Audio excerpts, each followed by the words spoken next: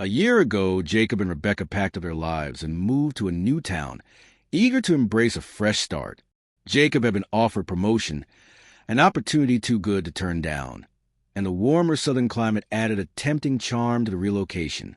They said bittersweet goodbyes to friends and familiar places, trading comfort for a chance at something different, something better.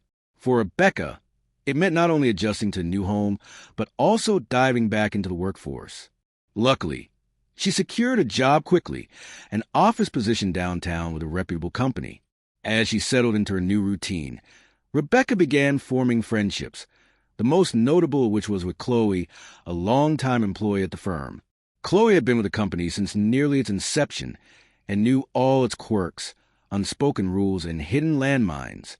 At first, Chloe kept her distance, cautious and reserved, but over time, the two women began talking more. First about work, then about life beyond it. It wasn't long before they were spending time together outside the office, bonding over lunch breaks, coffee runs, and personal stories. Despite the common belief that building authentic friendships in adulthood is nearly impossible, Rebecca and Chloe found genuine companionship. Chloe was 34, unmarried, and painfully shy, particularly around men. Her nervousness often betrayed her, leading to awkward first dates and the kind of bizarre, anxious chatter that made sure there was never a second. She had experienced a few relationships she believed were meaningful, but in the eyes of the men, they were fleeting, casual entanglements. Rebecca sympathized with her, often listening patiently to Chloe's emotional ups and downs, consoling her after each failed connection. One night, over dinner, Rebecca mentioned that Chloe had been ghosted again and was hoping to meet up at a cafe to talk. Jacob raised an eyebrow.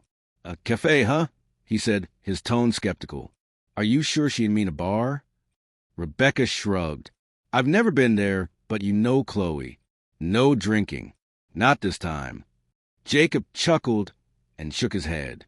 The last time Chloe visited after a breakup, she had shown up with a bottle of wine and spent hours crying into it. But Rebecca insisted this meeting would be quick and harmless. The next day, she went to meet Chloe. But what she didn't realize was that her friend hadn't been entirely truthful. Chloe hadn't been ghosted.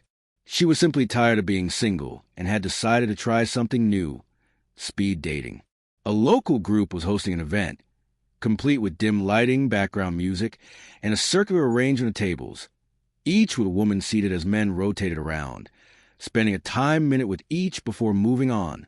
At the end, participants could choose who they were interested in continuing conversations with. When Rebecca arrived and saw the setup, her stomach dropped. "Chloe," she whispered sharply, "you dragged me to a speed dating event?"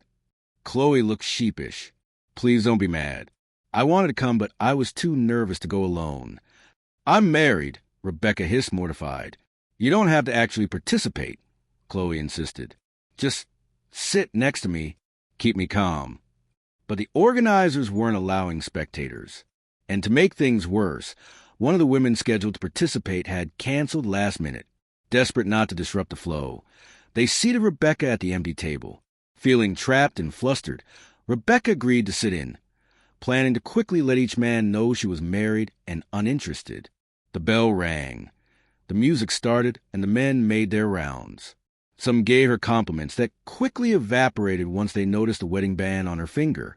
A few younger guys even joked that married women were more fun, but for the most part, the encounters were brief and awkward.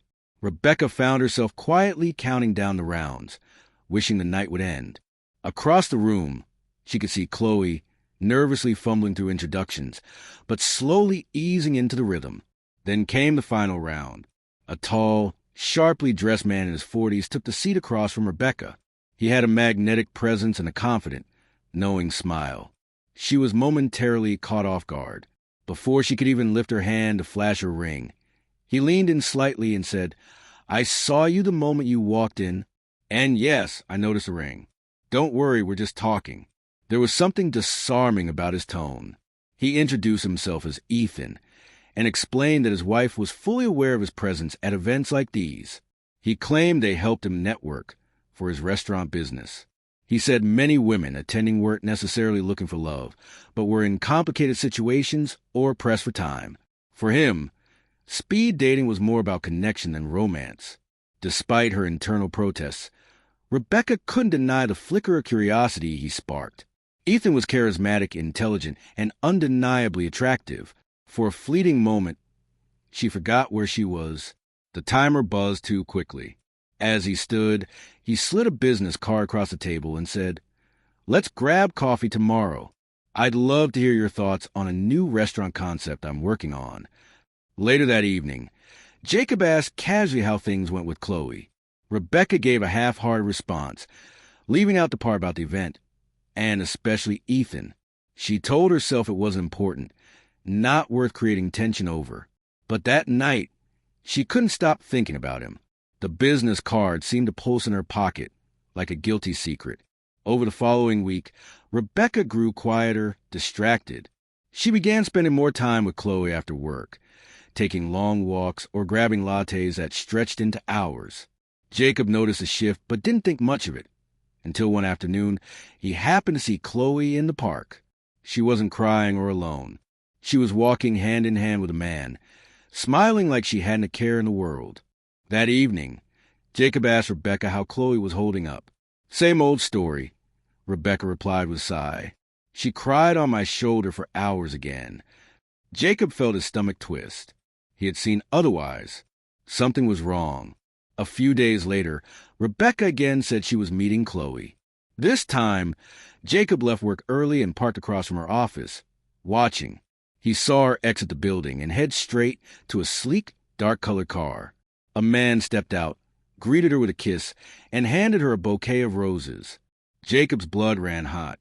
He followed them, his grip tight on the wheel, heart pounding as they drove around before stopping at a hotel.